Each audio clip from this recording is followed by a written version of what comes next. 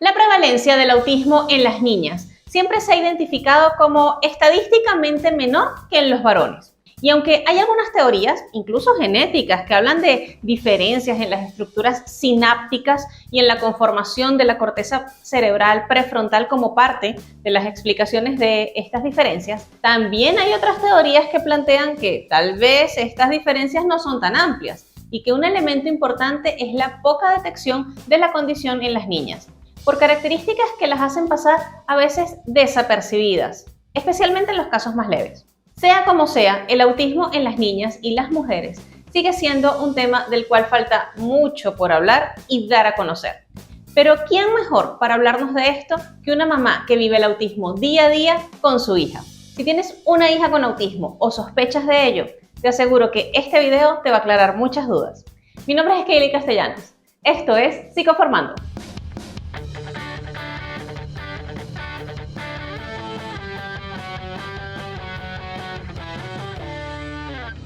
Estudios afirman, y la experiencia clínica también lo confirma, que el autismo se presenta de forma diferente en los niños y en las niñas. No solo la prevalencia tiene que ver con estas características genéticas que son propias de la diferencia de biología entre el cerebro masculino y femenino, sino que además el comportamiento que asumen las niñas por algunas habilidades que tienen, como por ejemplo mayor tendencia a la socialización o mejores habilidades lingüísticas, pueden camuflar, pueden hacer pasar desapercibidas sus características propias de la condición. En general, las niñas tienen igualmente dificultades para establecer los vínculos y suelen ser personas pasivas en la interacción social. Pero como logran mantener o relacionarse con una o dos amiguitas, entonces se les considera simplemente que son niñas tranquilas, y por eso es muy frecuente que el diagnóstico vaya postergándose y no sea sino hasta la pubertad o la adolescencia que empiecen a tener verdaderas dificultades. En el juego, por ejemplo, las niñas suelen ser más dominantes y en la estructuración más bien tienden hacia el poder ubicar la escena, programar todo, que todo esté en un orden específico, más que elaborar un juego o una historia. Los intereses igualmente pueden ser restringidos, tanto para sus juegos, sus temas y sus conversaciones. Sin embargo, estos temas, digamos que están más asociados a lo que socialmente está esperado para una niña. Cosas como la moda, los animales, las celebridades o las princesas, la verdad es que no parecen realmente intereses atípicos en comparación con, por ejemplo, la obsesión que puede tener un niño con dinosaurios o planetas. Entonces, el autismo en las niñas y en los niños puede aparecer de formas distintas. Sin embargo, conocer cuál es la condición y cuáles son sus formas de presentarse puede ayudarnos muchísimo, no solamente a los profesionales, sino también a las madres que quieren identificar qué es lo que puede estar sucediendo con sus hijas. Por eso tenemos el día de hoy a una invitada que nos va a hablar desde su experiencia como mamá de una niña con autismo. No te pierdas ni un solo minuto de esta conversación, que te aseguro está súper interesante hasta el final.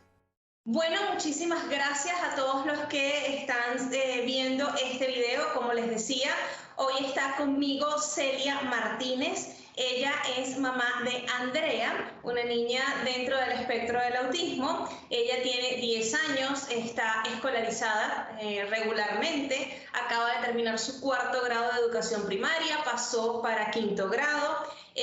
Son residentes de Colombia o viven en Colombia, y pues bueno, la idea de invitar a Celia es para que nos cuente un poco cuál ha sido su experiencia como mamá de una niña dentro del espectro, y un poco para, como les decía, visibilizar este tema del autismo en las niñas. Celia, para mí un gustazo que estés aquí con nosotros, de verdad, un honor tremendo compartir tu experiencia con todas las personas que siguen el canal.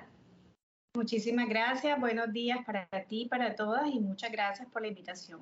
Con mucho gusto, yo a través de mi experiencia de mamá, estoy agradecida por el espacio y agradecida contigo por darle un poco de tiempo a este tema.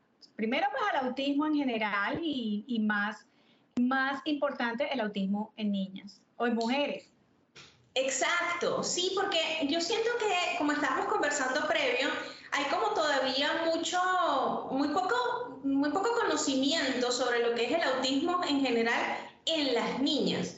Se ha dicho siempre que la prevalencia es en los varones y ahorita existen teorías de que no tiene que ver con que haya más varones autistas, sino que de pronto puede tener que ver con estas características que son un poco diferentes y que hace que el diagnóstico en las niñas sea o menos fácil de realizar o incluso más tardío.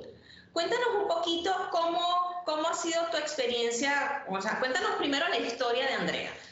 Empecemos por hablar de Andrea, que es la protagonista de esta historia. Háblame bueno, cuáles fueron las señales de alarma, cómo fue el proceso de diagnóstico, cuándo sucedió todo esto. Bueno, Andrea es mi hija menor, yo tengo 3 hijas.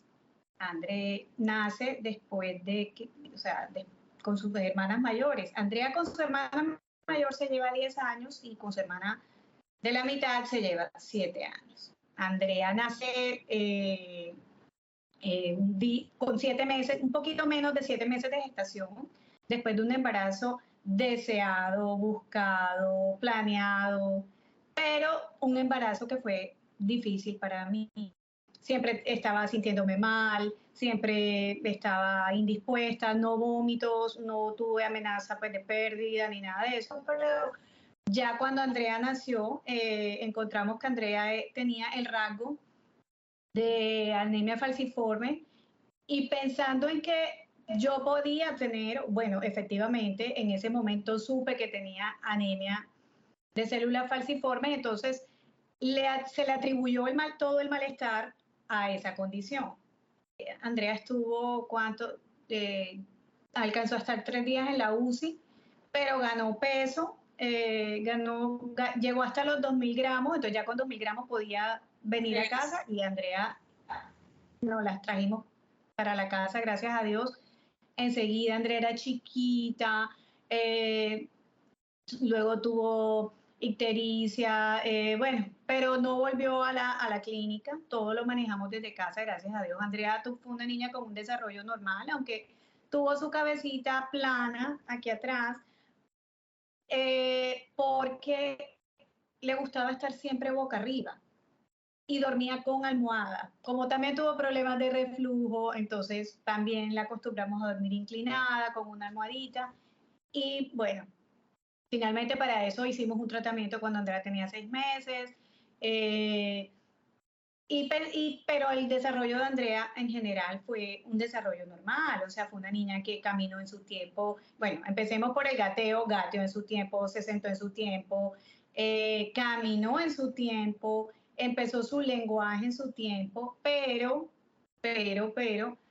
Andrea al año y 10 meses, año 10 meses, año 9 meses, Andrea echó para atrás. Dejó de decir las palabras que ella decía, dejó de conectar con nosotros, dejó de responder a su nombre. Fue una niña que empezó a estar irritable, ausente, empezó a no reír, o sea, a no sonreír y era tremendo que no sonriera, que no respondiera a ningún estímulo, o sea, era simplemente una niña que comía, veía lo que le gustaba, los sonidos que le llamaban la atención y ya. Bueno, siendo yo mamá ya siendo mamá antes, habiendo tenido pues 2 experiencias, aunque ya había pasado algún tiempo, bueno, siempre existe como esa negación, así las personas te lo hagan ver, mira, algo está pasando, y yo decía, no, es que todos van a su ritmo, es que no todos son iguales, es que no todos tienen que hacer lo mismo, no, es que ella es así, es que ella no sale mucho, es que como ella tiene nana y sus hermanas no tuvieron, entonces siempre buscando pues una explicación o un porqué a lo que estaba pasando. Claro. Hasta que, bueno, Andrea cumple 2 años y en ese momento ya yo me doy cuenta que efectivamente hay algo que no está bien. Nunca llegué a pensar que pudiera ser un autismo. O sea, la palabra autismo, yo soy psicóloga y la palabra autismo durante toda mi carrera creo que la escuché 2 veces, nunca más. Y la verdad no me lo imaginé. En ese momento pues yo no conocía a otros niños con autismo. Sabía de un niño que tenía autismo y en algún momento pues que lo vi un niño normal, o sea, yo no vi pues nada que a mí me indicara que era diferente. También sabía otra historia pues de una señora que tuvo, sí, bueno, de esas historias tan lejanas, pero que Claro, en ese momento pues para mí, sí, no no sabía tenía sentido. exactamente, no, que no tenían pues mucho sentido. Bueno, también, eh, ya bueno, cuando mi primera experiencia con el autismo fue una experiencia tremenda, hoy día puedo decirlo con risa, pero fue algo extremadamente doloroso. Bueno, yo tomo la decisión de ir al neurólogo y cuando llego al neurólogo me encuentro con una persona, con un médico, un doctor, que tiene 10 estudiantes en su consultorio. Entonces mi hija entra irritable, llorando, porque pues, era lo que normalmente hacía, la estábamos sacando de su zona de confort, estábamos molestándola, ella dormía en las mañanas y ese consultorio lleno de gente. Entonces el hombre apenas ve, me dice, estamos hablando, bueno, aquí claramente estamos hablando de un trastorno dentro del espectro autista. Y a mí fue como si me golpearan, o sea, no puedo explicar lo que yo sentí. Le dije, Claro. primero que todo, a mí me hace el favor y se me salen todos. Entonces me dijo, mamá, es que usted está violando el derecho al aprendizaje. Yo no estoy violando nada porque mi hija no es un ratón de laboratorio. De aquí se me salen todos porque yo vine a una consulta con el doctor, no con nadie más. Entonces salen y entonces ya el médico lógicamente queda bravo o queda furioso por mi reacción. Y yo le dije, vea, ¿bajo qué criterio me dice usted si usted acaba de ver a mi hija?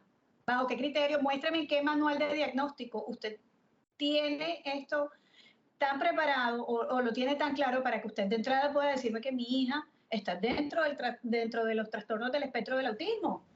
Mira, le dije de todo. Finalmente yo salí de ahí, ni gracias, ni hasta luego, nada. O sea, yo agarré a mi hija y me fui. Y cuando yo salí, bueno, estaba el corrillo de los estudiantes que acababa de sacar, a todos les pasé por encima. Yo normalmente soy una persona amable, saludadora, agradecida, y ese día fue completamente, o sea, yo era otra persona.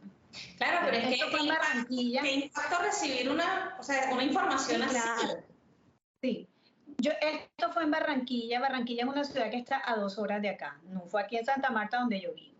Yo agarro a mi niña, me la traigo, ya empecé pues yo a investigar, ya empecé a ver, ya lógicamente ya te dieron un nombre de algo, entonces ya tú empiezas a buscar, ya te empiezas a, a buscar las similitudes y bueno, sigo otro camino, ya yo les comento a mi familia, a mi esposo, le digo, mira, esto es lo que está pasando, esto me dijeron.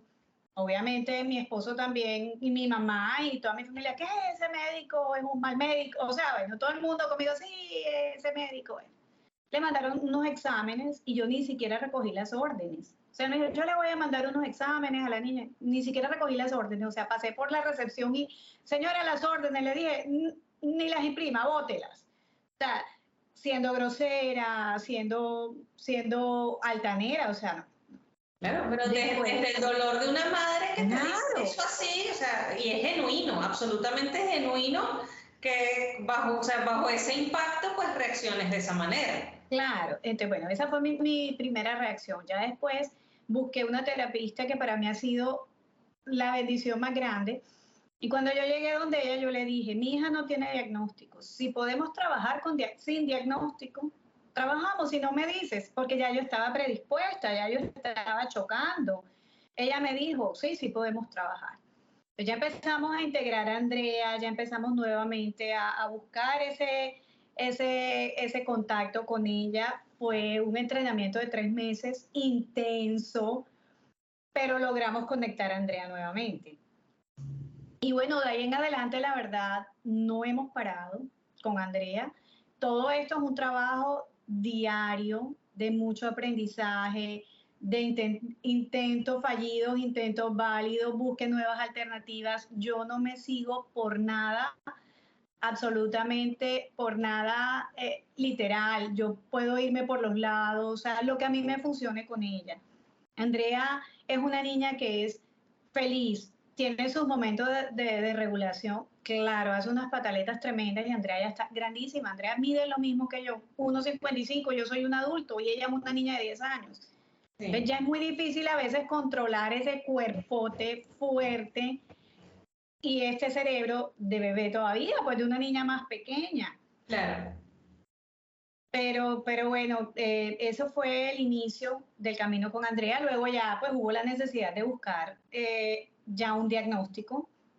Se buscó ese diagnóstico, ya, bueno, me convencí y ya pues entre ese proceso, entre saber lo que estaba pasando y que me lo dijeran, ya me lo confirmaran, pasó un tiempo.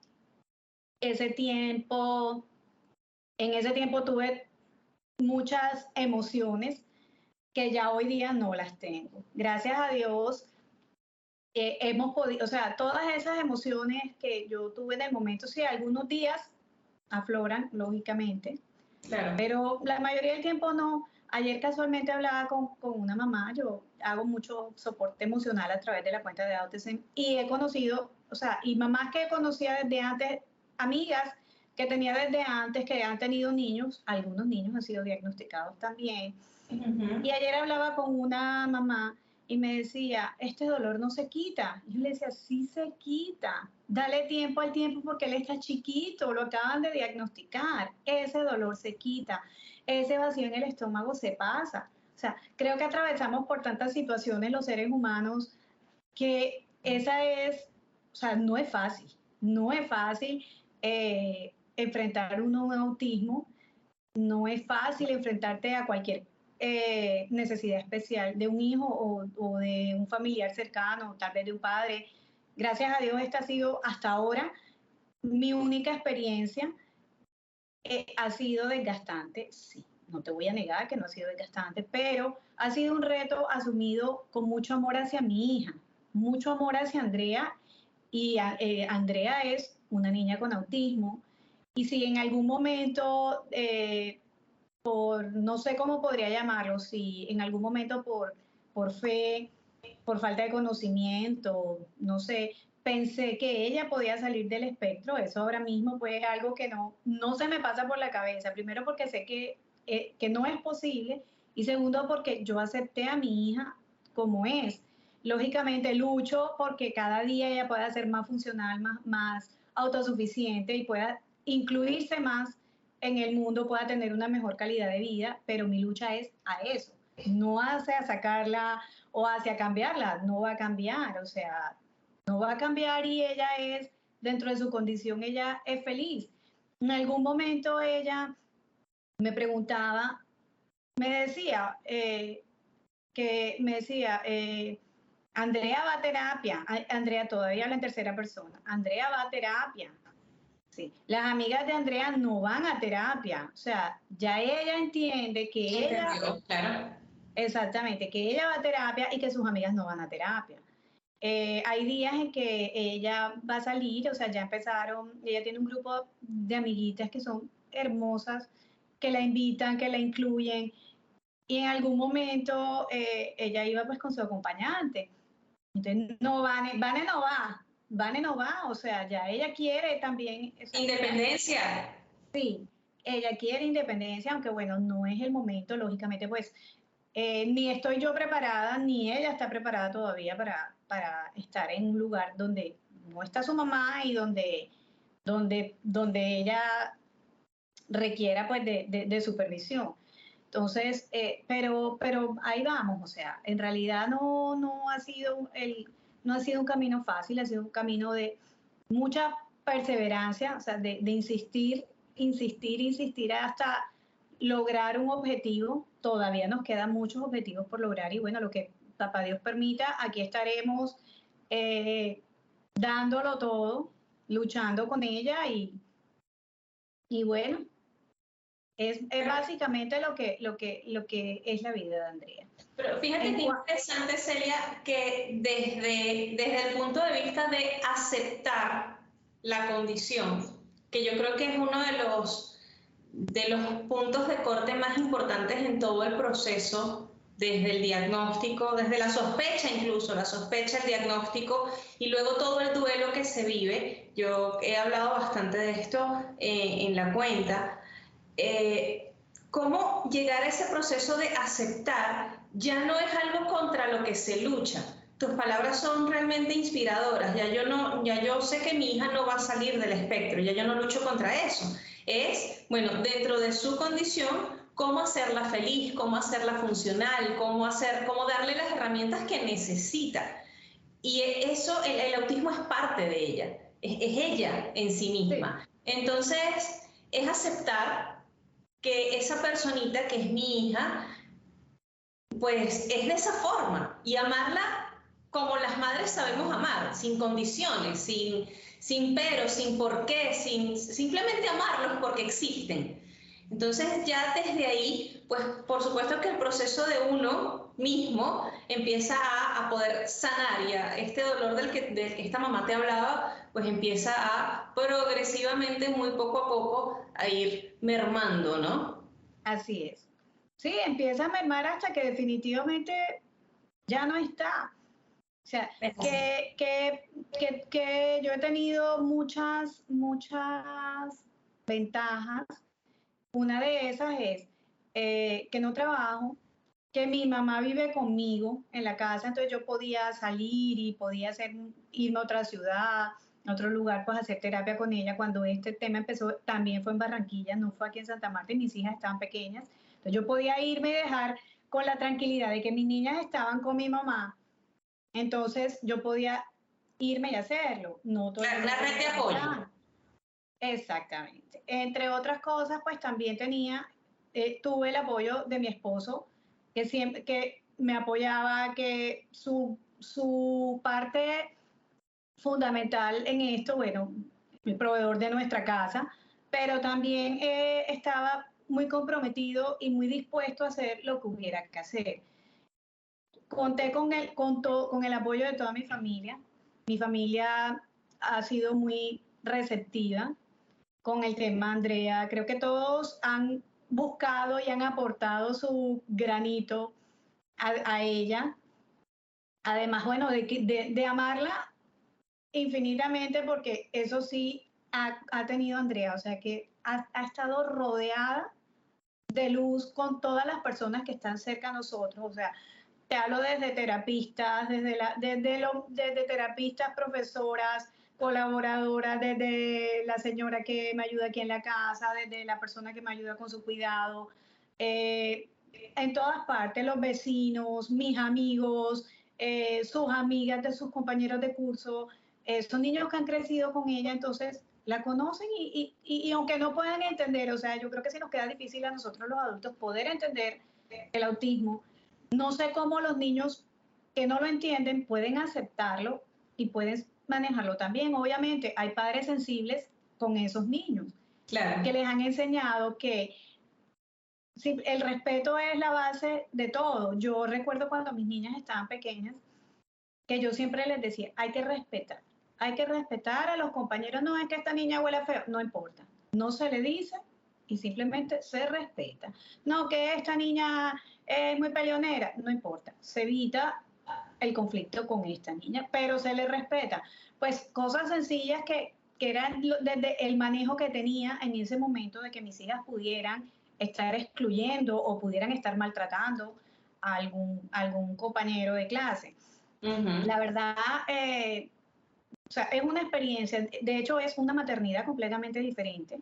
Un hijo con necesidades especiales a un hijo sin necesidades especiales. Son maternidades distintas. por supuesto. Pues igual la maternidad en sí es algo con mucho reto. Yo he disfrutado mucho mi maternidad. Bueno, son 21 años que llevo siendo mamá.